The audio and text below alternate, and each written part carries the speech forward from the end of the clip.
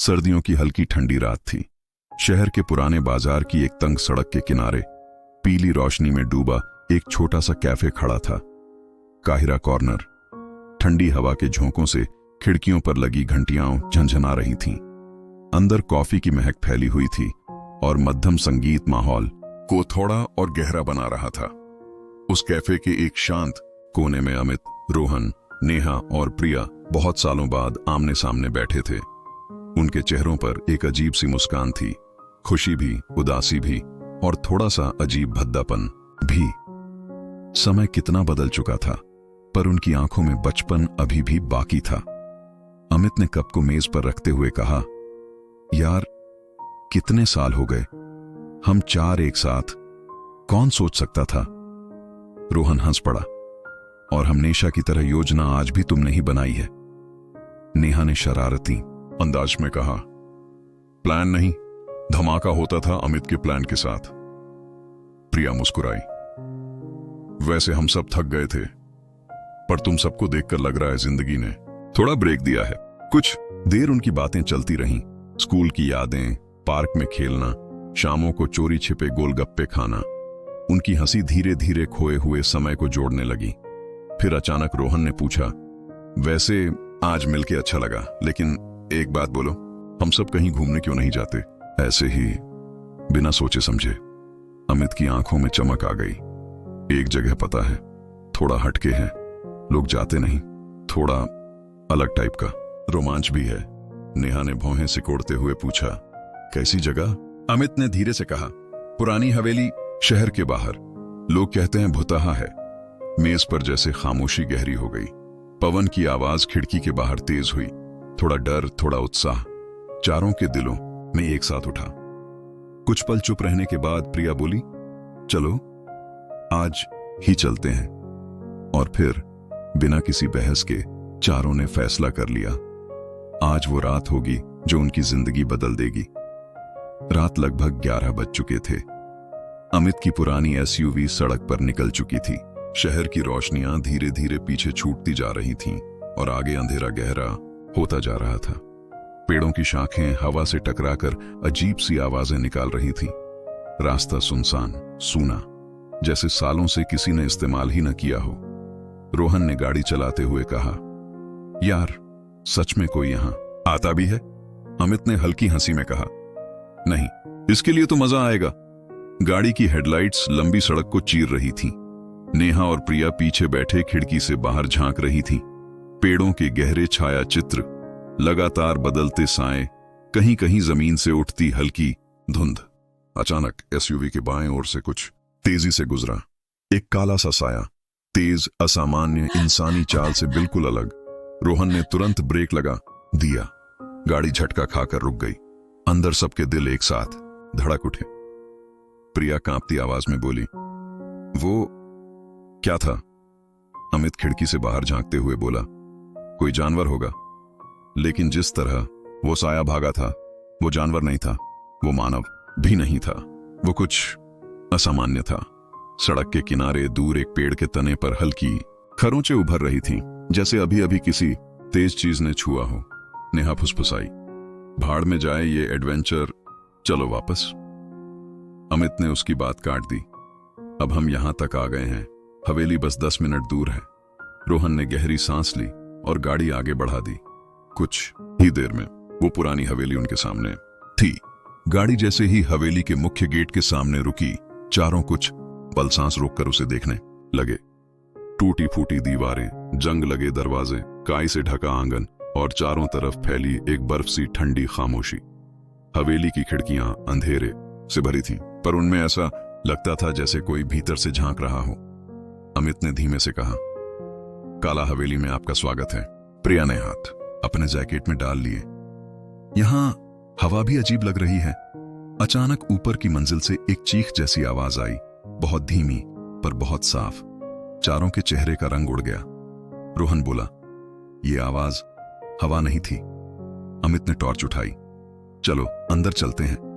जैसे ही उन्होंने भारी लकड़ी का दरवाजा खोला, पुरानी लकड़ी की सड़ांध और बंद कमरों की बांसी हवा ने उनका स्वागत किया। फर्श पर धूल मोटी परतों में जमा थी, छत से लटकता झूमर टूटा हुआ था। कमरे में पुराने कागजों, फटे पर्दों और कहीं कहीं चूहों की तेज भागदौड़ की आवाज थी। चारों धीरे धीरे अंदर बढ़े। टॉर्च की रोशनी दीवारों पर पड़ते ही पुरानी काली तस्वीरों की आंखें चमक उठीं, जैसे देखने वाले की आत्मा को नाप रही हों। और तभी धड़म, दरवाजा अपने आप। भाग 5। हवेली के गहरे कमरे और अदृश्य निगाहें। चारों ने हवेली का मुख्य हाल पार किया। अंदर 3 तरफ छोटे छोटे कमरे थे। हर कमरा अंधेरे से भरा हुआ, जैसे परछाइयां उन्हें निगलने को तैयार हों। एक कमरे के अंदर एक पुरानी लकड़ी की कुर्सी पड़ी थी, जो शायद कई सालों से किसी के इंतजार में थी। दूसरे कमरे में बिखरी चीजें, जैसे कोई यहां से जल्दी में भागा हो। तीसरे कमरे की दीवारों पर अजीब अजीब निशान बने हुए थे, जैसे पुराने समय का कोई गुप्त अनुष्ठान। प्रिया ने धीरे से कहा, ये सब घर कैसे थे? अमित ने टॉर्च एक कोने में फेंकी, जहां फर्श में एक लकड़ी का ढक्कन था। रोहन ने फुसफुसाया, तहखाना? अमित ने सिर हिलाया, हवेली का सबसे पुराना हिस्सा। और जैसे ही उसने ढक्कन को छूने के लिए हाथ बढ़ाया, नीचे से एक हल्की सी सनसनी सुनाई दी, जैसे कोई अंधेरे में बैठे सांस ले रहा हो। नेहा चीख पड़ी, यहां नीचे कोई है! ढक्कन अपने आप धीरे धीरे खुलने लगा। चारों पीछे हट गए। नीचे से ठंडी हवा ऊपर उठ रही थी, और हवा में एक अजीब सी गंध थी, कुछ जला हुआ, कुछ सड़ा हुआ, कुछ अलौकिक। भाग 6। तहखाना। अंधेरे का पेट जहां सच दफन था।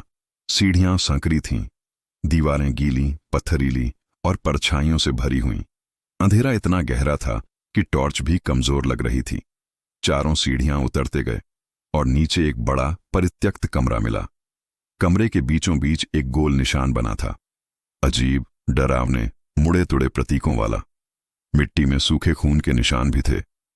दीवार के कोने में एक पुरानी चारपाई थी, जिस पर पड़े रस्सों का मतलब साफ था, यहां किसी को बांधा जाता था। नेहा की आवाज फट गई, ये भूत का कमरा था?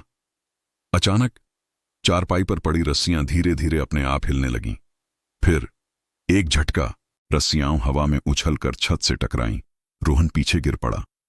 अमित की टॉर्च हाथ से छूट गई। अंधेरा और भारी हो गया, और तभी कमरे की दूसरी तरफ एक छाया उभरने लगी, लंबी, मुड़ी तुड़ी, मानव जैसी, पर इंसान नहीं। उसकी आंखें अंधेरे में जल रही थीं।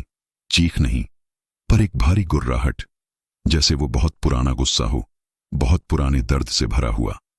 प्रिया कांपते हुए अमित के पीछे छिप गई। नेहा की सांसें तेज थीं। रोहन खड़ा होने की कोशिश कर रहा था, पर वो छाया धीरे धीरे उनकी तरफ बढ़ने लगी। भाग 7। हवेली का सच और मौत जैसी खामोशी का पीछा छाया पास आती जा रही थी। अमित ने आवाज कांपते हुए पूछा, क्या चाहता है तू? पर छाया रुकी नहीं। वो गोल प्रतीकों वाले निशान पर पहुंची, और अचानक उस निशान की सारी राख हवा में उड़ने लगी, जैसे किसी ने कमरे में तूफान ला दिया हो। चारों को अपने चेहरे बचाने पड़े, पर जैसे ही धूल साफ हुई, वो छाया गायब थी। कमरे की दीवारों पर अचानक खून जैसी लाल लकीरें उभरने लगीं। मत जाओ, वापस मुड़ जाओ, वक्त खत्म है। नेहा चीख पड़ी। रोहन ने अमित का हाथ पकड़ा। प्रिया घबराहट में दीवार की तरफ भागी। कमरा हिलने लगा, जैसे पूरा तहखाना टूट पड़ेगा। चारों चिल्लाते हुए सीढ़ियों की तरफ भागे। ऊपर पहुंचते ही ढक्कन अपने आप बंद हो गया, इतना जोरदार जैसे किसी ने बाहर से पटका हो। भाग 8। हवेली की आखिरी रात। और पीछा जो खत्म नहीं होता, ऊपर की मंजिल अब और भी अंधेरी थी। लाइट की झिलमिलाहट हवा में तैरते परछाइयों को और डरावना बना रही है। अचानक ऊपर के कमरे से किसी के धीरे धीरे चलने की आवाजें आने लगीं। थक थक थक, जैसे कोई नंगे पैरों से गीले फर्श पर चल रहा हो। चारों ने ऊपर देखा, और सीढ़ियों के मुहाने पर वही लंबी काली आकृति खड़ी थी। इस बार उसकी आंखें बिल्कुल उनके सामने थीं, सुर्ख, खून जैसी, जैसे किसी ने उन्हें नाग में डुबो दिया हो। उसने धीरे से सिर को एक तरफ झुकाया, जैसे वो उनके चेहरे याद कर रही हो। और फिर वो दौड़ पड़ी। चीख, कदमों की गूंज, फर्श का हिलना, दरवाजों का पटकना, हवेली जैसे जिंदगी में आ गई थी। चारों जान बचाते हुए बाहर की तरफ भागे। मुख्य दरवाजे तक पहुंचते ही वो दरवाजा धीरे धीरे अपने आप खुल गया, जैसे हवेली आखिरी बार उन्हें बाहर जाने दे रही हो। चारों बाहर भागे, गाड़ी में कूदे। रोहन ने इंजन स्टार्ट किया और एसयूवी हवेली से दूर भाग पड़ी। अमित ने पीछे मुड़कर देखा। हवेली की सबसे ऊपरी खिड़की पर वहीं आकृति खड़ी थी, उनकी तरफ देखती हुई, मुस्कुराती हुई, जैसे कह रही हो, भाग 9। लौटते समय रास्ता वैसा नहीं रहा जैसा छोड़ा था। एसयूवी हवेली से दूर निकल चुकी थी। चारों की सांसें अब भी तेज थीं। रोहन बार बार रियर व्यू मिरर में देख रहा था। डर इस बात का नहीं था कि कोई पीछा कर रहा है, डर इस बात का था कि जो दिख रहा है वो वास्तव में पीछे है या दिमाग का भ्रम। रात का समय गहरा चुका था। सड़क पर पेड़ों की परछाइयां हिल रही थीं। हवा तेज हो चुकी थी। नेहा ने कांपती आवाज में कहा, हम ठीक है ना? ये सब खत्म हो गया ना? अमित ने खिड़की से बाहर देखा। पता नहीं, ऐसा लग रहा है कोई साथ आ गया हो। एसयूवी अचानक धीमी हो गई। रोहन ने चौंक कर कहा, गाड़ी तेज हो ही नहीं रही। और तभी सड़क के किनारे वहीं साया खड़ा था, लंबा, अटपटा, चेहरा अंधेरे में छुपा हुआ, लेकिन उसकी लाल आंखें एसयूवी की हेडलाइट में चमक रही थीं। प्रिया चीख उठी। नेहा ने आंखें ढक लीं। रोहन ने जोर से एक्सेलरेटर दबाया। एसयूवी झटके के साथ आगे बढ़ी। साया पीछे छूटा, या शायद पेड़ों के बीच गायब हो गया। कुछ मिनट तक सब चुप रहे। गाड़ी फिर सामान्य होने लगी, पर दिलों की धड़कन सामान्य नहीं हो रही थी। भाग 10। रास्ता जो उनके लिए बदला गया था, करीब 5 किलोमीटर आगे सड़क 2 हिस्सों में बंटती थी। अमित ने बाएं रास्ता लेने को कहा, पर जैसे ही एसयूवी बाएं मुड़ी, सभी ने एक साथ महसूस किया कि यह वही रास्ता नहीं था। यह नया रास्ता, पहले से कहीं ज्यादा संकरा, दोनों तरफ काले पत्थर, बीच में अजीब सी धुंध हवा, बहुत ठंडी और सन्नाटा, बिल्कुल मृत। अमित ने सर हिलाया। ये कब से यहां आया? हम तो इस तरह से नहीं आए थे। रोहन की आवाज टूटने लगी। नक्शा खुला ही नहीं हो रहा। प्रिया ने खिड़की से बाहर देखा और दूर धुंध में एक बूढ़ी औरत खड़ी थी। सफेद साड़ी, लंबे खुले बाल, बिल्कुल स्थिर, जैसे चट्टान। नेहा ने फुसफुसाया, आगे मत बढ़ाओ। रोहन, रुक जाओ। एसयूवी जैसे ही पास पहुंची, बूढ़ी औरत धीरे से अपना सिर उठाने लगी। चेहरा दिखने लगा, पर चेहरा इंसानी नहीं लग रहा था, जैसे हड्डियां त्वचा से बाहर निकल रही हों।